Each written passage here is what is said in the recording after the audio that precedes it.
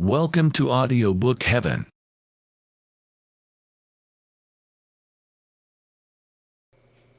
Beyond Good and Evil by Friedrich Nietzsche. Chapter 6. We Scholars. 204.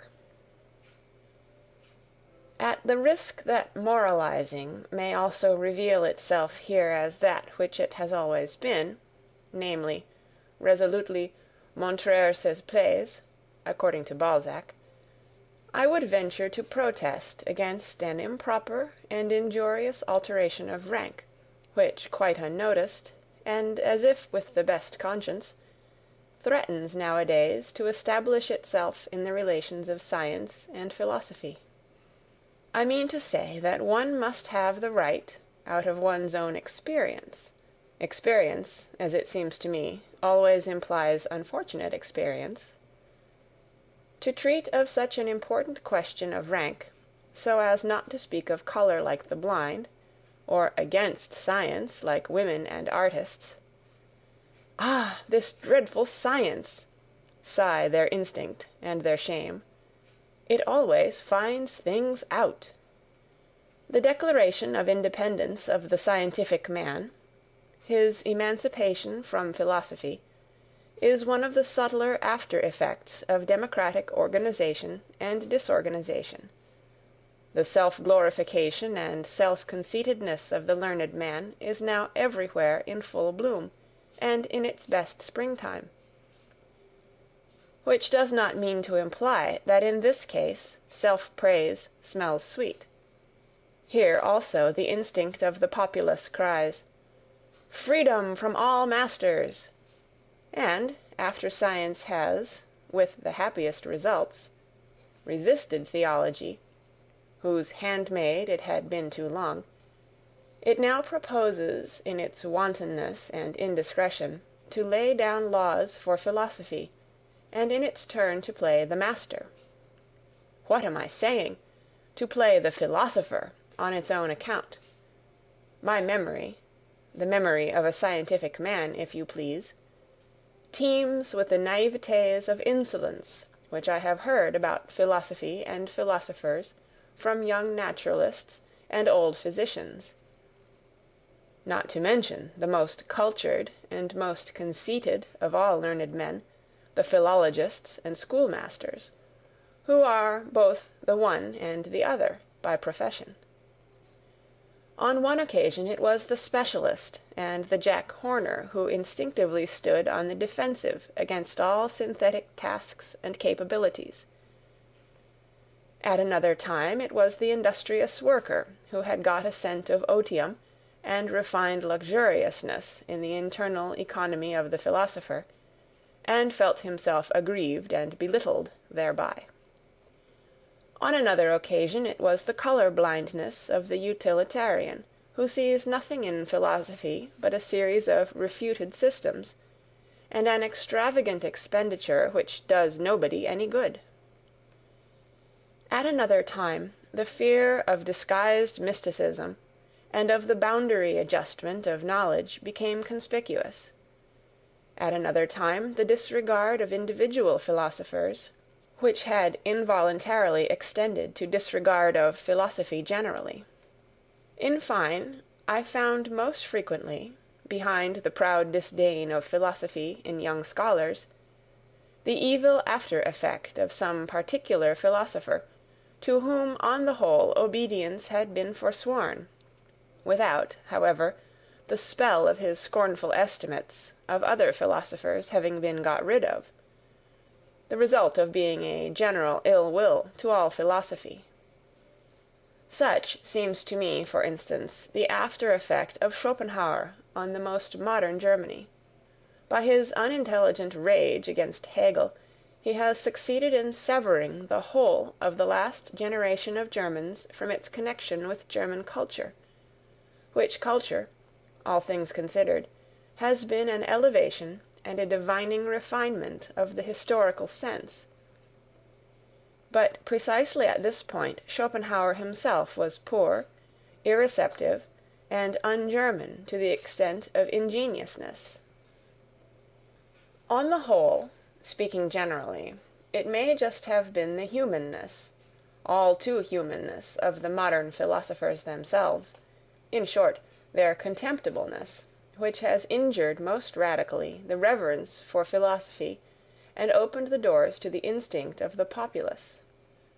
Let it but be acknowledged to what an extent our modern world diverges from the whole style of the world of Heraclitus, Plato, Empedocles, and whatever else all the royal and magnificent anchorites of the spirit were called, and with what justice an honest man of science may feel himself of a better family and origin, in view of such representatives of philosophy, who, owing to the fashion of the present day, are just as much aloft as they are down below.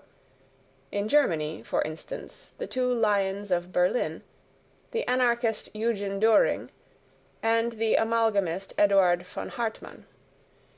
It is especially the sight of those hotch-potch philosophers who call themselves realists, or positivists, which is calculated to implant a dangerous distrust in the soul of a young and ambitious scholar.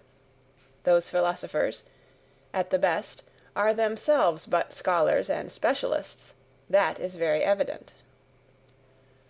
All of them are persons who have been vanquished and brought back again, under the dominion of science, who at one time or another claimed more from themselves, without having a right to the more and its responsibility, and who now, creditably, rancorously, and vindictively, represent in word and deed disbelief in the master task and supremacy of philosophy. After all, how could it be otherwise? Science flourishes nowadays, and has the good conscience clearly visible on its countenance, while that to which the entire modern philosophy has gradually sunk, the remnant of philosophy of the present day, excites distrust and displeasure, if not scorn and pity. Philosophy reduced to a theory of knowledge, no more in fact than a diffident science of epochs and doctrine of forbearance, a philosophy that never even gets beyond the threshold, and rigorously denies itself the right to enter. That is philosophy in its last throes, an end, an agony, something that awakens pity. How could such a philosophy rule? 205. The dangers that beset the evolution of the philosopher are, in fact, so manifold nowadays, that one might doubt whether this fruit could still come to maturity. The extent and towering structure of the sciences have increased enormously, and therewith also the probability that the philosopher will grow tired even as a learner, or will attach himself somewhere and specialize, so that he will no longer attain to his elevation, that is to say, to his superspection, his circumspection, and his despection. Or he gets aloft too late, when the best of his maturity and strength is past, or when he is impaired, coarsened, and deteriorated, so that his view, his general estimate of things, is no longer of much importance. It is perhaps just the refinement of his intellectual conscience that makes him hesitate and linger on the way. He dreads the temptation to become a dilettante, a millipede, a milla-antenna.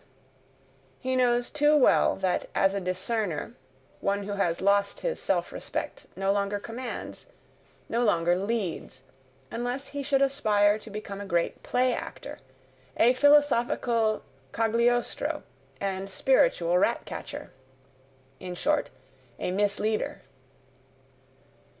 This is in the last instance a question of taste, if it has not really been a question of conscience. To double once more the philosopher's difficulties, there is also the fact that he demands from himself a verdict, a yea or nay, not concerning science, but concerning life and the worth of life. He learns unwillingly to believe that it is his right and even his duty to obtain this verdict, and he has to seek his way to the right and the belief only through the most extensive, perhaps disturbing and destroying, experiences, often hesitating, doubting, and dumbfounded. In fact, the philosopher has long been mistaken and confused by the multitude, either with the scientific man and ideal scholar, or with the religiously elevated, desensualized, desecularized visionary and God-intoxicated man. And even yet, when one hears anybody praised, because he lives wisely, or as a philosopher, it hardly means anything more than prudently and apart. Wisdom, that seems to the populace to be a kind of flight, a means and artifice for withdrawing successfully from a bad game. But the genuine philosopher, does it not seem so to us, my friends, lives unphilosophically and unwisely, above all, imprudently, and feels the obligation and burden of 100 attempts and temptations of life. He risks himself constantly. He plays this bad game. 206.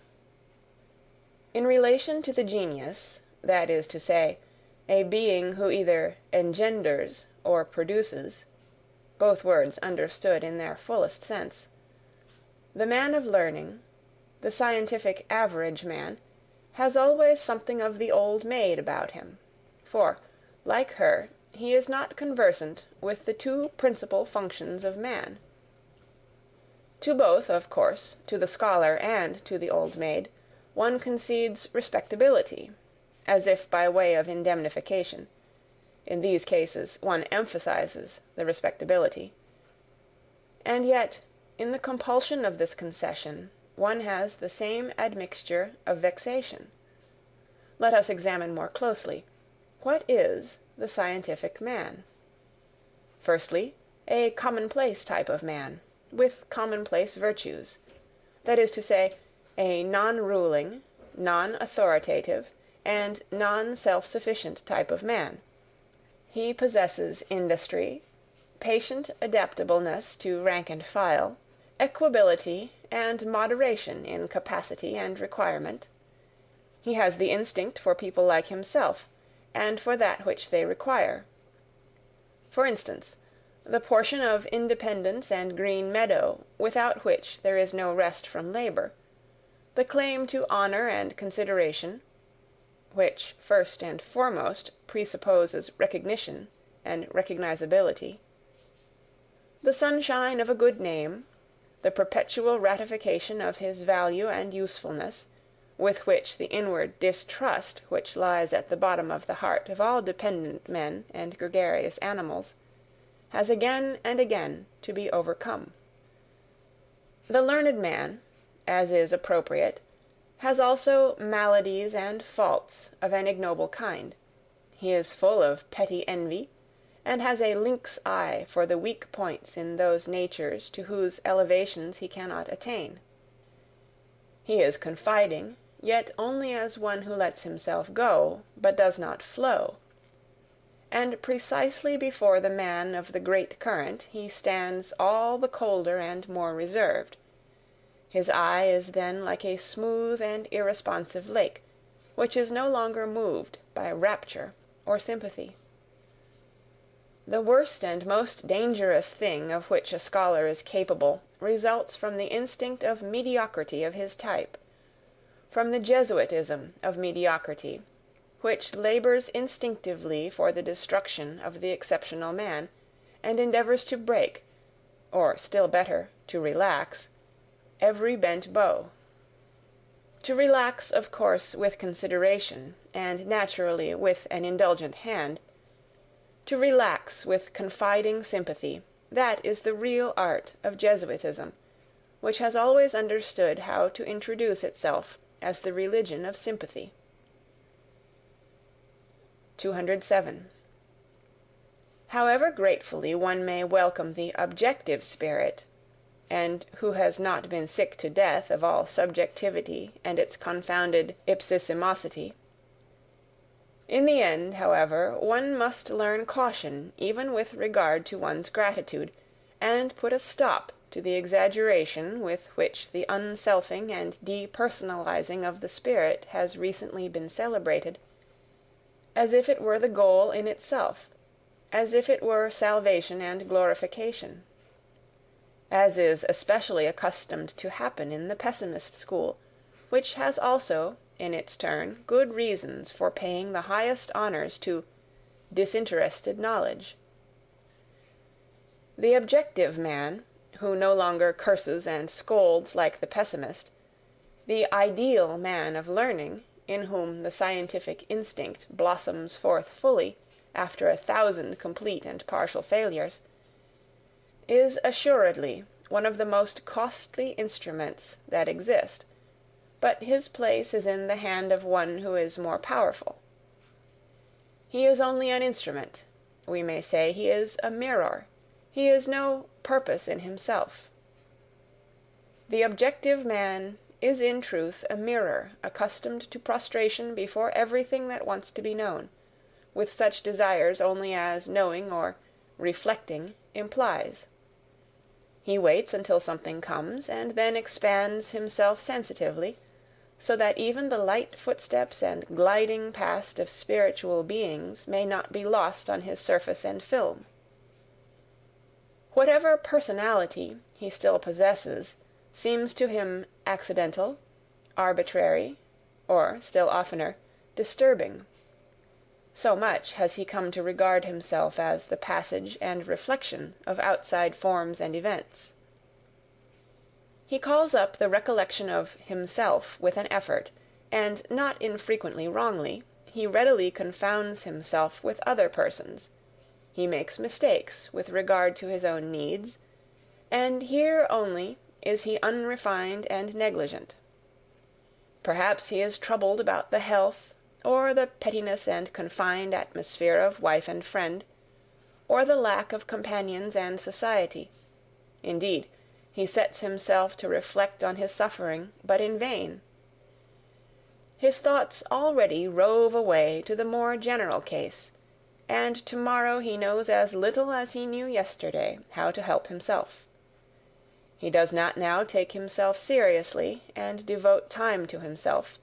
He is serene, not from lack of trouble, but from lack of capacity for grasping and dealing with his trouble. The habitual complacence with respect to all objects and experiences, the radiant and impartial hospitality with which he receives everything that comes his way, his habit of inconsiderate good nature, of dangerous indifference as to yea and nay, alas, there are enough of cases in which he has to atone for these virtues of his, and as man generally, he becomes far too easily the caput mortuum of such virtues. Should one wish love or hatred from him, I mean love and hatred as God, woman, and animal understand them, he will do what he can, and furnish what he can. But one must not be surprised if it should not be much, if he should show himself just at this point to be false, fragile, questionable, and deteriorated. His love is constrained, his hatred is artificial, and rather un tour de force, a slight ostentation and exaggeration. He is only genuine so far as he can be objective. Only in his serene totality is he still nature and natural. His mirroring and eternally self-polishing soul no longer knows how to affirm, no longer how to deny. He does not command, neither does he destroy. Je ne méprise presque rien, he says, with Leibniz. Let us not overlook nor undervalue the presque. Neither is he a model man. He does not go in advance of anyone, nor after either. He places himself generally too far off to have any reason for espousing the cause of either good or evil.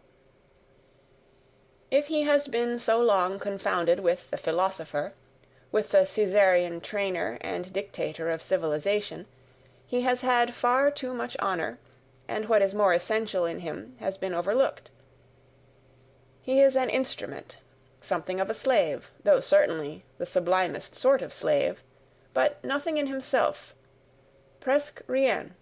The objective man is an instrument, a costly, easily injured, easily tarnished measuring instrument and mirroring apparatus, which is to be taken care of and respected, but he is no goal, not outgoing nor upgoing, no complementary man in whom the rest of existence justifies itself, no termination, and still less a commencement, an engendering or primary cause, nothing hardy, powerful, self-centered that wants to be master, but rather only a soft, inflated, delicate, movable potter's form that must wait for some kind of content and frame to shape itself thereto. For the most part a man without frame and content, a selfless man. Consequently, also, nothing for women, in parenthesi. 208.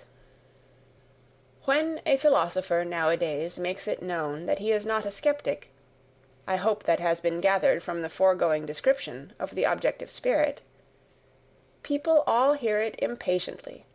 They regard him on that account with some apprehension. They would like to ask so many, many questions. Indeed, among timid hearers, of whom there are now so many, he is henceforth said to be dangerous. With his repudiation of skepticism, it seems to them as if they heard some evil-threatening sound in the distance, as if a new kind of explosive were being tried somewhere, a dynamite of the spirit, perhaps a newly discovered Russian nihiline, a pessimism bonae voluntatis, that not only denies, means denial, but, dreadful thought, practices denial. Against this kind of good will, a will to the veritable, actual negation of life, there is, as is generally acknowledged nowadays, no better soporific and sedative than skepticism, the mild, pleasing, lulling poppy of skepticism, and Hamlet himself is now prescribed by the doctors of the day as an antidote to the spirit and its underground noises. Are not our ears already full of bad sounds, say the skeptics, as lovers of repose, and almost as a kind of safety police? This subterranean neigh is terrible. Be still, ye pessimistic moles. The skeptic, in effect that delicate creature, is far too easily frightened. His conscience is schooled so as to start at every neigh, and even at that sharp, decided yea, and feel something like a bite thereby. Yea and nay, they seem to him opposed to morality. He loves, on the contrary, to make a festival to his virtue by a noble aloofness, while perhaps he says with Montaigne, "What do I know?" Or with Socrates, "I know that I know nothing," or "Here I do not trust myself, no door is open to me," or "Even if the door were open, why should I enter immediately?" Or "What is the use of any hasty hypotheses? It might quite well be in good taste to make no hypotheses at all. Are you absolutely obliged to straighten at once what is crooked, to stuff every hole with some kind of oakum? Is there not time enough for that? Has not the time leisure? O ye demons, can ye not at all wait? The uncertain also has its charms. The Sphinx, too, is a Circe, and Circe too was a philosopher. Thus does a skeptic console himself, and in truth he needs some consolation. For skepticism is the most spiritual expression of a certain many-sided physiological temperament, which in ordinary language is called nervous debility and sickliness. It arises whenever races or classes, which have been long separated, decisively and suddenly blend with one another. In the new generation, which has inherited, as it were, different standards and valuations in its blood, everything is disquiet, derangement, doubt, and tentativeness. The best powers operate restrictively, the very virtues prevent each other growing and becoming strong. Equilibrium, ballast, and perpendicular stability are lacking in body and soul. That, however, which is most diseased and degenerated in such nondescripts is the will. They are no longer familiar with independence of decision, or the courageous feeling of pleasure in willing. They are doubtful of the freedom of the will, even in their dreams. Our present-day Europe, the scene of a senseless, precipitate attempt at a racial blending of classes, and consequently of races, is therefore sceptical in all its heights and depths, sometimes exhibiting the mobile scepticism which springs impatiently and wantonly from branch to branch, sometimes with gloomy aspect, like a cloud overcharged with interrogative signs, and often sick unto death of its will. Paralysis of will, where do we not find this cripple sitting nowadays? And yet how bedecked oftentimes, how seductively ornamented! There are the finest gala dresses and disguises for this disease, and that, for instance, most of what places itself nowadays in the show-cases as objectiveness, the scientific spirit, l'art pour l'art, and pure voluntary knowledge, is only decked-out skepticism and paralysis of will. I am ready to answer for this diagnosis of the European disease. The disease of the will is diffused unequally over Europe. It is worst and most varied where civilization has longest prevailed. It decreases according as the barbarian still, or again, asserts his claims under the loose drapery of Western culture. It is therefore in the France of today, as can be readily disclosed and comprehended, that the will is most infirm, and France, which has always had a masterly aptitude for converting even the portentous crisis of its spirit into something charming and seductive, now manifests emphatically its intellectual ascendancy over Europe, by being the school and exhibition of all the charms of skepticism. The power to will and to persist, moreover, in a resolution, is already somewhat stronger in Germany, and again in the north of Germany it is stronger than in central Germany.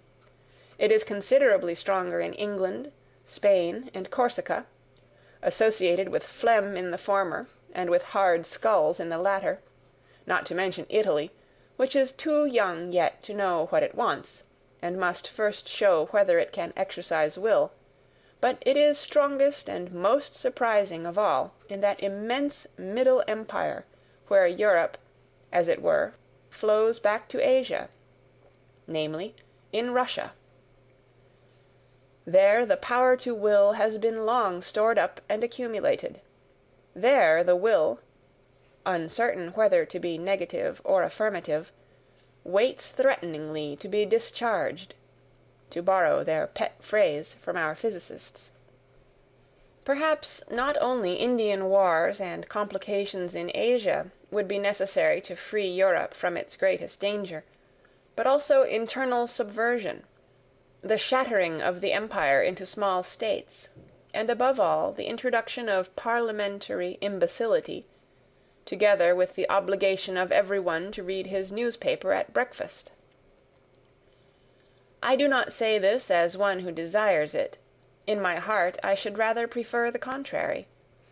I mean such an increase in the threatening attitude of Russia, that Europe would have to make up its mind to become equally threatening, namely, to acquire one will, by means of a new caste to rule over the continent, a persistent, dreadful will of its own, that can set its aims thousands of years ahead, so that the long spun-out comedy of its petty statism, and its dynastic as well as its democratic many-willedness, might finally be brought to a close.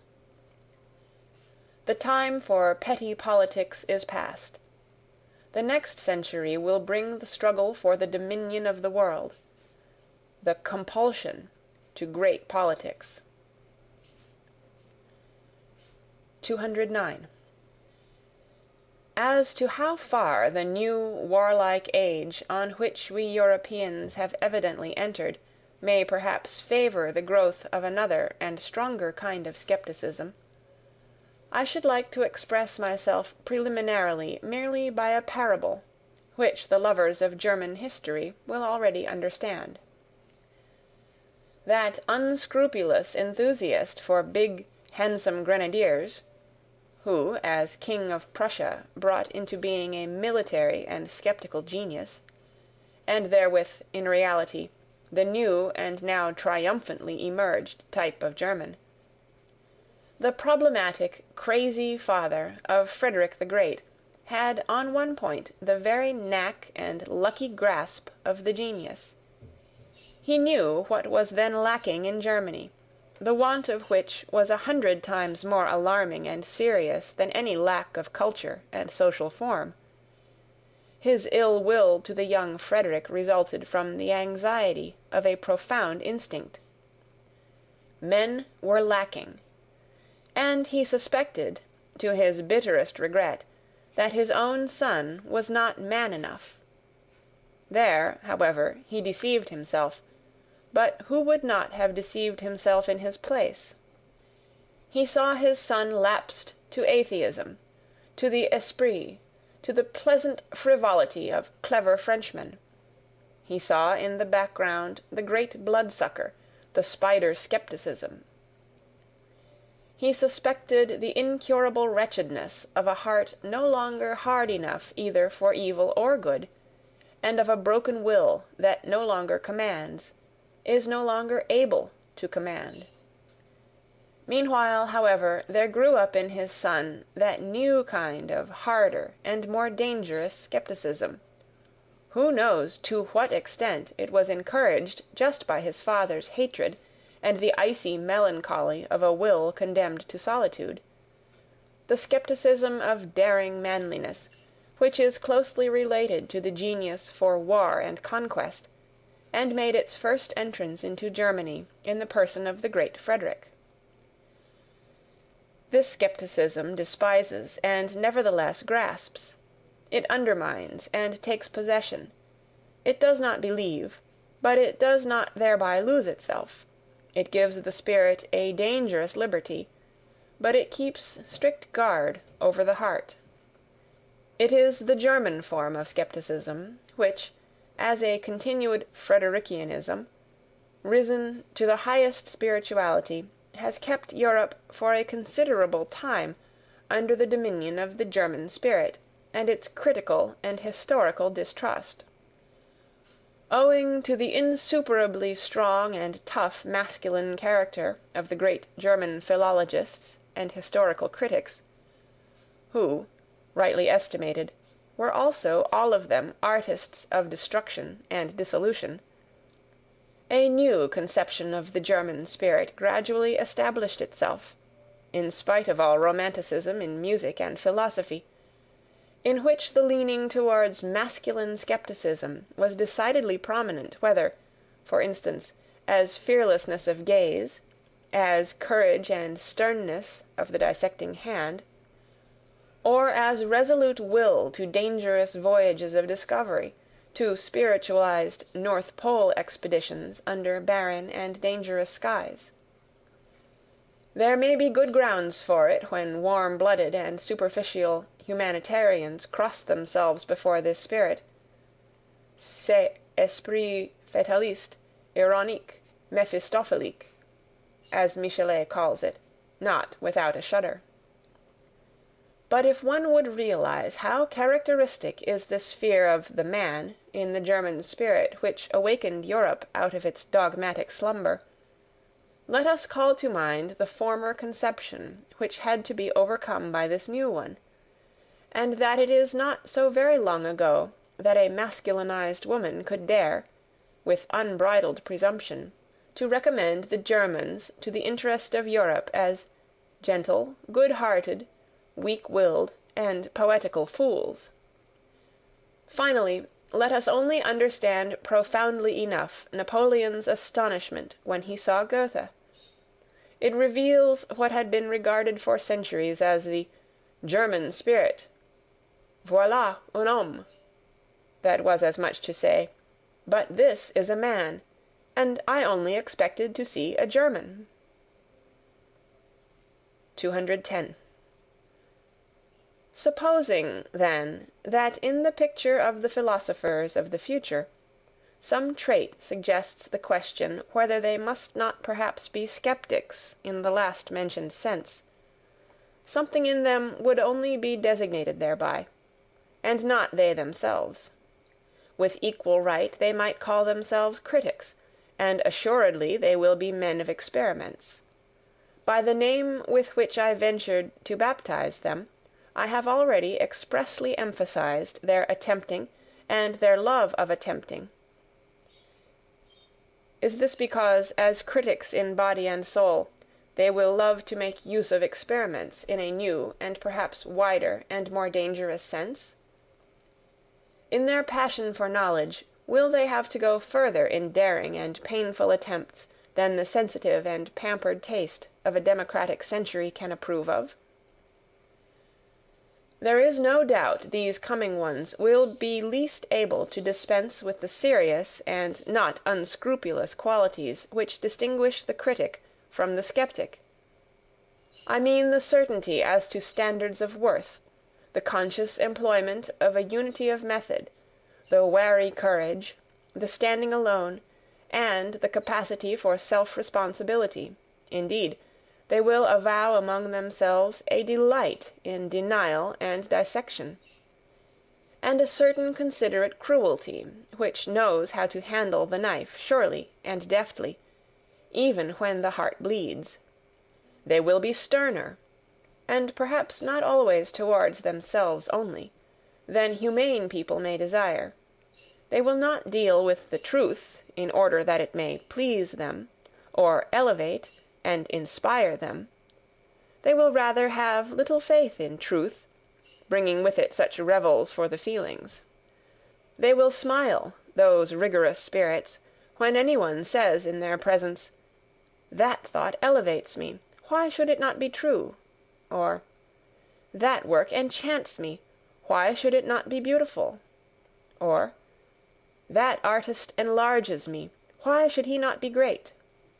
Perhaps they will not only have a smile, but a genuine disgust for all that is thus rapturous, idealistic, feminine, and hermaphroditic, and if any one could look into their inmost hearts, he would not easily find therein the intention to reconcile Christian sentiments with antique taste, or even with modern parliamentarism, the kind of reconciliation necessarily found even among philosophers in our very uncertain and consequently very conciliatory century. Critical discipline, and every habit that conduces to purity and rigor in intellectual matters, will not only be demanded from themselves by these philosophers of the future, they may even make a display thereof as their special adornment. Nevertheless, they will not want to be called critics on that account. It will seem to them no small indignity to philosophy to have it decreed, as is so welcome nowadays, that philosophy itself is criticism and critical science, and nothing else whatever. Though this estimate of philosophy may enjoy the approval of all the positivists of France and Germany, and possibly it even flattered the heart and taste of Kant. Let us call to mind the titles of his principal works. Our new philosophers will say, notwithstanding, that critics are instruments of the philosopher, and just on that account, as instruments, they are far from being philosophers themselves. Even the great Chinaman of Königsberg was only a great critic. 211. I insist upon it that people finally cease confounding philosophical workers, and in general scientific men, with philosophers, that precisely here one should strictly give each his own, and not give those far too much, these far too little.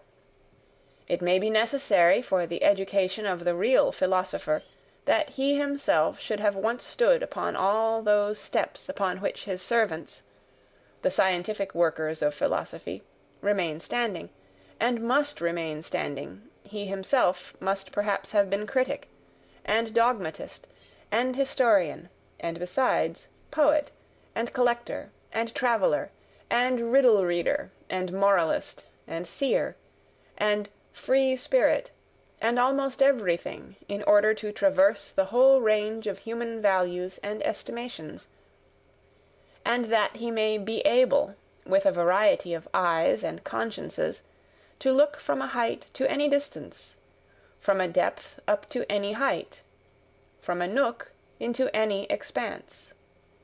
But all these are only preliminary conditions for his task. This task itself demands something else. It requires him to create values. The philosophical workers, after the excellent pattern of Kant and Hegel, have to fix and formalize some great existing body of valuations, that is to say, former determinations of value, creations of value, which have become prevalent, and are for a time called truths, whether in the domain of the logical, the political, moral, or the artistic. It is for these investigators to make whatever has happened and been esteemed hitherto conspicuous, conceivable, intelligible, and manageable, to shorten everything long, even time itself, and to subjugate the entire past, an immense and wonderful task, in the carrying out of which all refined pride, all tenacious will, can surely find satisfaction.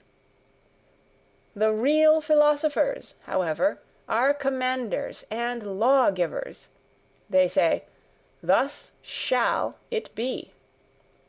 They determine first the whither and the why of mankind, and thereby set aside the previous labour of all philosophical workers, and all subjugators of the past. They grasp at the future with a creative hand, and whatever is and was becomes for them thereby a means, an instrument, and a hammer.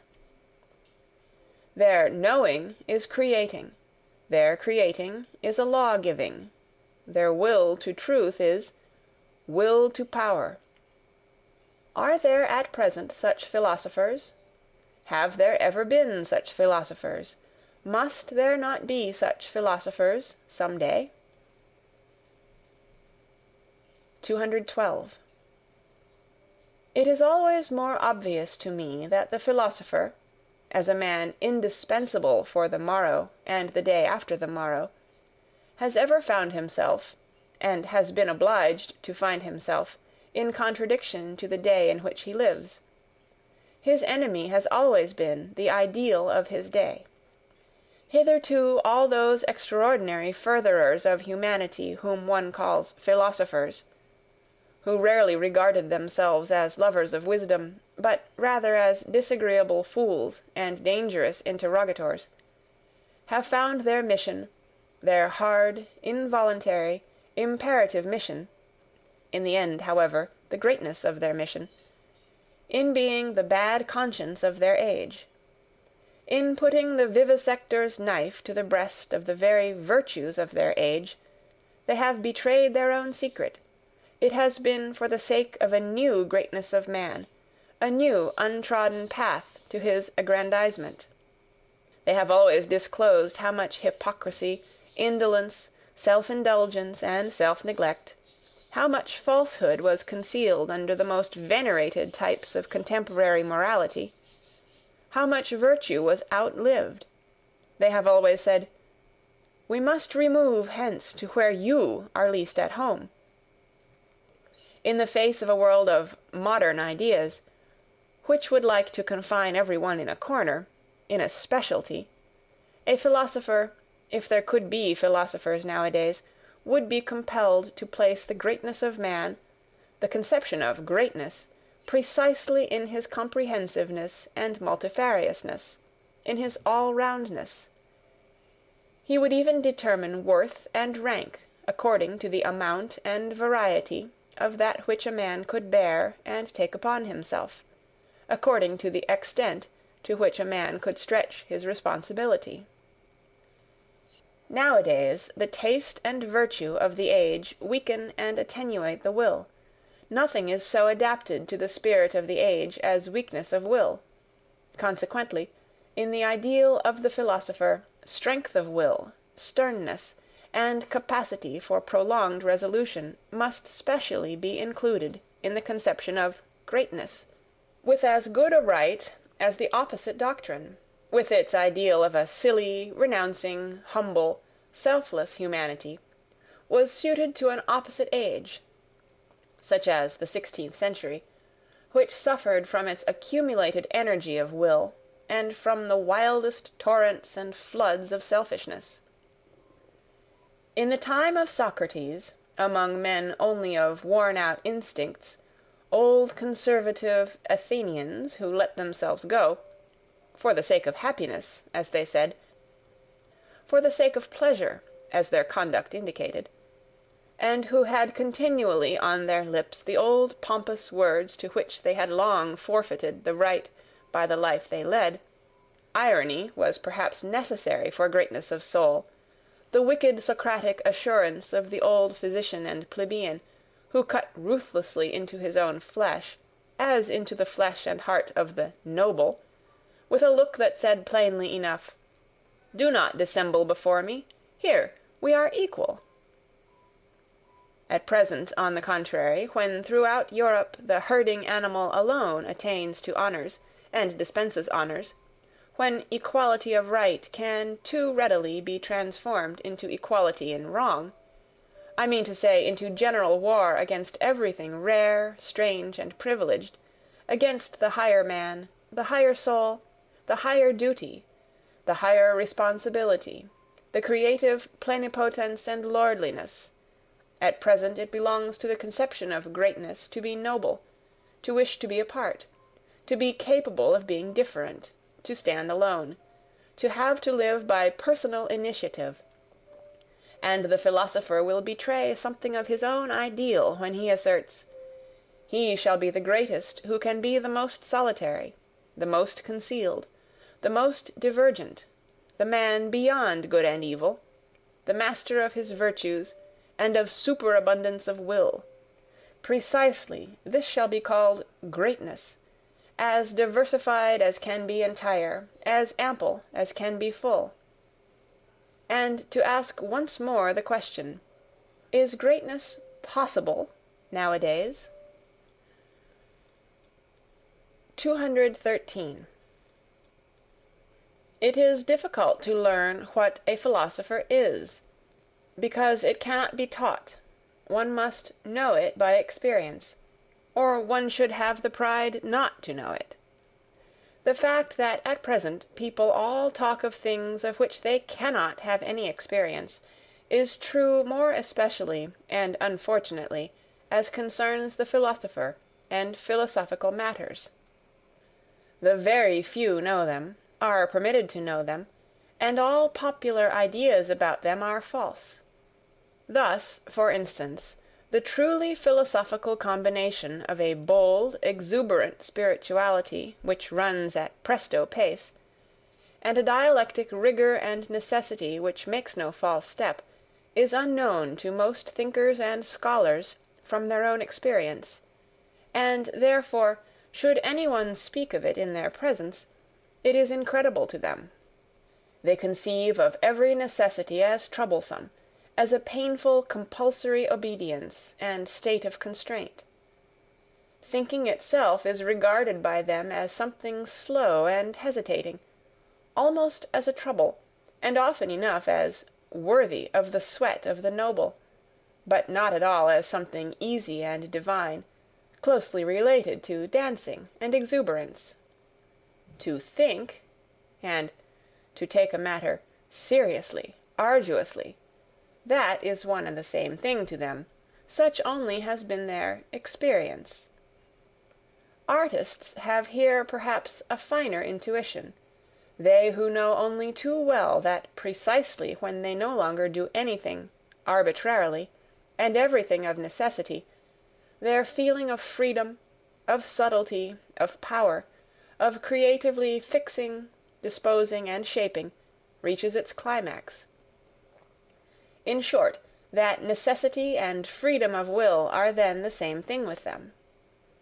There is, in fine, a graduation of rank in psychical states, to which the graduation of rank in the problems corresponds; and the highest problems repel ruthlessly every one who ventures too near them, without being predestined for their solution by the loftiness and power of his spirituality.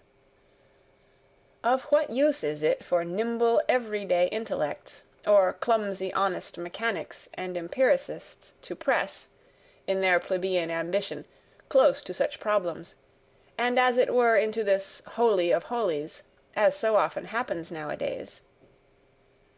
But coarse feet must never tread upon such carpets. This is provided for in the primary law of things. The doors remain closed to those intruders, though they may dash and break their heads thereon.